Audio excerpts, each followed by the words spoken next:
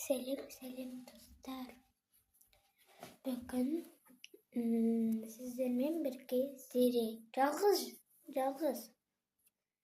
Мен сендерге айтайын. Өткен жолында ютубта сендер деген маған 15-14 лайктар басқасыңдар. Мен оған өкінбеймін. Өйткені мен оларды жек көремін. Не үшін жазбайсыңдар, не үшін лайк баспайсыңдар? 15, 16, 17, 18 тыс адамдар көрген, бірақ сендер деген лайк та баспайсыңдар, подписок та баспайсыңдар. Менде 4-ақ подписок, лайк та 15, 14, 3 дегендей. Ал сендер болса бір анау-мынау лайк баса бересіңдер. Ал мен ғана жалғыз баса беремін. Не үшін сендер лайк баспайсыңдар?